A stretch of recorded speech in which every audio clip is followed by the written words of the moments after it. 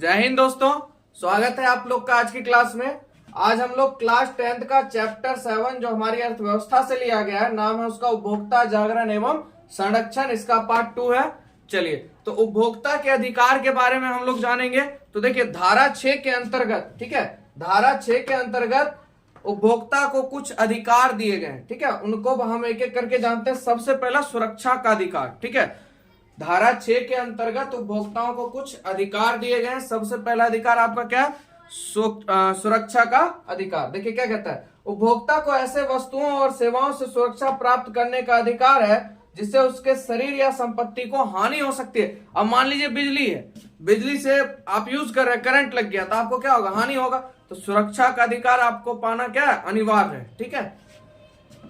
उसके बाद सूचना पाने का अधिकार, उपभोक्ता को वह सभी आवश्यक सूचनाएं भी प्राप्त करने का अधिकार है जिसके आधार पर वह वस्तुओं या सेवाओं खरीदने का निर्णय कर सकता है। अब मान लीजिए आप दूध ही ले रहे हैं, दूध में कितना फैट है, कितना क्या चीज है, कैल्शियम है, वो सब देखने का आपका अधिकार है। क्योंकि ब्रांड बहुत सारे हैं, अमूल है, मदर डेयरी है, तो सब देखने का अधिकार है। और अपने आप जो आपको पसंद है उस चीज को आप ले सकते हैं, ये आपको अधिकार है। और सूचना देखना भी आपका अधिकार है। एक्सपायरी डेट क्या है, मैन्युफैक्चरिंग डेट क्या है, ठीक है।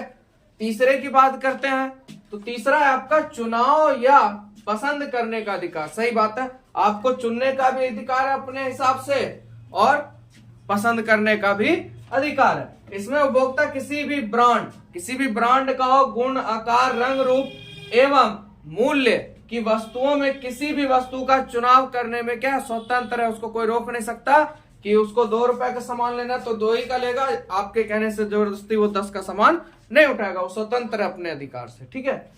चौथा नंबर है बाबू आपका सुनवाई का अधिकार, ठीक है। उपभोक्ता को अपने हित को प्रभावित करने वाली सभी बातों को, उसके हित में आने वाली जितनी भी बातें हैं, ठीक है, वह मंचों के समक्ष प्रस्तुत करने का अधिकार है। वह सभी के समक्ष या किसी मंच पर या जहां वो सामान ले रहा है उसको कहने का उसका अधिकार है। किसका? सुनवाई का अधिकार, ठीक है। आगे देखते हैं। चलिए, 5वां है आपका शिकायत निवारण या क्षतिपूर्ति का अधिकार। ये भी अधिकार आपको प्राप्त है, ठीक है। और छठा है आपका उपभोक्ता शिक्षा का अधिकार। भैया शिक्षित रहिएगा तभी तो आप जानिएगा आपका अधिकार क्या है। तो शिक्षा का होना भी आपका क्या है? एक प्रकार का अधिकार ही है, ठीक है। अब बात करते हैं आगे। तो देखिए, उपभोक्ता संरक्षण अधिनियम कब लागू हुआ था? 1986, आप लोग को याद होगा, ठीक है। उपभोक्ता संरक्षण अधिनियम 1986 के तहत उपभोक्ताओं को उनकी शिकायतों के निवारण के लिए व्यवस्था दी गई है। कुछ स्तर बनाए गए हैं, उसके बारे में जान लीजिए। जैसे देखिए, अगर राष्ट्रीय स्तर की बात हो, अगर आप शिकायत दर्ज करना चाहते हैं, आपको वस्तु में कोई कमी हुआ या कोई दिक्कत या परेशानी हुआ है और आपको कंप्लेन करना है, शिकायत करना है, तो अगर राष्ट्रीय स्तर पे आप करते हैं तो आपको राष्ट्रीय आयोग में करना पड़ेगा। कहां करना पड़ेगा? राष्ट्रीय आयोग में करना पड़ेगा। अगर राज्य स्तर पर है आपका कंप्लेन तो राज्य स्तरीय आयोग में होगा। और जिला स्तर पे है तो कहां होगा? जिला मंच या जिला फोरम उसको कहते हैं, ठीक है। कहां होगा? जिला मंच या जिला फोरम। अब देखिए, ये स्तर के आधार पे हम लोग कैसे बांटेंगे इसको आगे देखते हैं। देखिए, शिकायत कहां की जाए, सबसे पहले इसकी बात करते हैं। देखिए, यदि 20 लाख रुपए से कम है, अगर आपका कोई वस्तु या सामान 20 लाख रुपए से कम है तो आप अपनी कंप्लेन जिला स्तर यानी जिला मंच, जिला फोरम में करेंगे, है ना। कहां करेंगे? जिला फोरम में करेंगे। समझे बात को? अगर आपकी वस्तु 20 लाख से कम है और आपको उसकी शिकायत करनी है तो आप कहां कीजिएगा? जिला फोरम में कीजिएगा, ठीक है। और यदि यह 20 लाख रुपए से अधिक लेकिन 1 करोड़ यानी करोड़, सीधा लिखा हुआ करोड़ यानी 1 करोड़ से नीचे करोड़ रुपए से कम है तो कहां कीजिएगा? राज्य आयोग के समक्ष। कहां कीजिएगा? राज्य आयोग के समक्ष। समझ में आया स्तर आप लोग को? आगे बढ़िए। राष्ट्रीय स्तर की बात करें तो यदि 1 करोड़ से अधिक का है तो आप कहां जाइएगा? राष्ट्रीय आयोग के समक्ष। समझ में आया आप लोग को? यदि 1 करोड़ से अधिक है तो कहां जाइएगा? राष्ट्रीय आयोग के पास। 20 लाख से ज्यादा है ना, ये आपका क्या है? 20 लाख से ज्यादा और 1 करोड़ से कम की बात हो तो कहां जाइएगा? राज्य स्तर। और 20 लाख से कम का होगा तो कहां जाइएगा? जिला फोरम, ठीक है। समझ में आ गया आप लोग को? चलिए, अब आगे बढ़ते हैं। मानवाधिकार आयोग, मानवाधिकार आयोग, इसके बारे में हम लोग जानते हैं। चलिए देखिए, कहता है हमारे देश में राष्ट्रीय स्तर पर एक उच्चतम संस्था है, ये एक उच्चतम संस्था है जो मानवीय अधिकारों की रक्षा और उनके अधिकार से संबंधित हितों के लिए सुरक्षा प्रदान करती है। ठीक है, यानी आपके लिए जो नियम कानून और उसकी व्यवस्था को चलाना, ठीक है, नियमावली करना, ये सब काम कौन करता है? आपका मानवाधिकार आयोग। ठीक है, तो आपके हितों में सुरक्षा भी प्रदान कर रहा है और इस संस्था को राष्ट्रीय मानवाधिकार आयोग कहते हैं। और इसी संस्था को क्या कहते हैं? राष्ट्रीय मानवाधिकार आयोग कहते हैं। समझ में आया आप लोग को? चलिए, इसके अध्यक्ष भारत के उच्चतम न्यायालय के अवकाश प्राप्त प्रधान न्यायाधीश होते हैं। कौन होते हैं? न्यायाधीश। अवकाश प्राप्त प्रधान कौन होते हैं? न्यायाधीश होते हैं। कोई दिक्कत आप लोगों को? चलिए देख लीजिए एक बार बढ़िया से। ठीक है,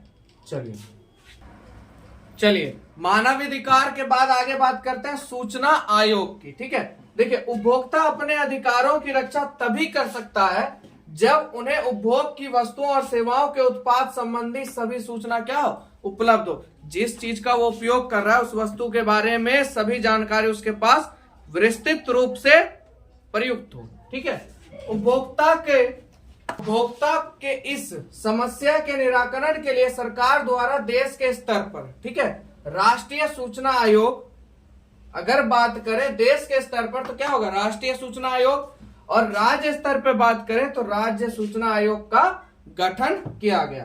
तो यही हुआ आपका सूचना आयोग, यानी आपकी सूचना पहुंचने का एक मार्ग प्रशस्त करता है। ठीक है, आगे बात करते हैं सूचना का अधिकार क्या है। ये बहुत बार आपके एग्जाम में पूछा गया है। ठीक है, थोड़ा सा इसको याद कर लीजिएगा, समझ लीजिएगा, 2 लाइन का है ये आपका। देखिए अथवा में भी समझ लीजिएगा इसको। देखिए सूचना का अधिकार आम आदमी को अधिकार संपन्न बनाने हेतु सरकार द्वारा महत्वपूर्ण कदम है। ये क्या कदम है आपका? आम आदमी जो है उसको अधिकार संपन्न बनाने का, उसको पूरा अधिकार देने का, है ना, अधिकार से संपन्न करने का क्या है? ये महत्वपूर्ण कदम है आपका सूचना का अधिकार। ठीक है, आगे बात करते हैं सूचना के अधिकार का तात्पर्य।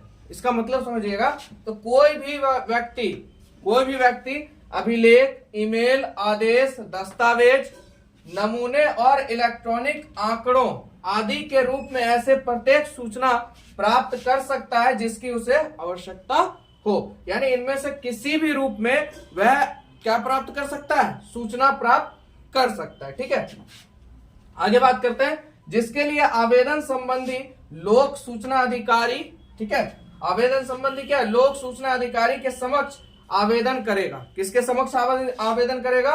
लोक सूचना अधिकारी के समक्ष आवेदन करेगा, जिसकी सूचना 30 दिनों में, ठीक है, 30 दिनों में संबंधित व्यक्ति को सूचना उपलब्ध करवाया जाएगा। ठीक है, 30 दिनों में उससे सूचना उपलब्ध कराया जाएगा। तो यही आपका सूचना का अधिकार। ठीक है, यानी कहने का मतलब जितना भी अधिकार है उससे उसको क्या करना? संपन्न बनाना। यही आपका क्या? सूचना का अधिकार। जो भी वस्तु है उसकी सूचना के अधिकार से आपको पक्व रखना। ठीक है, समझ में आ गया आप लोग को?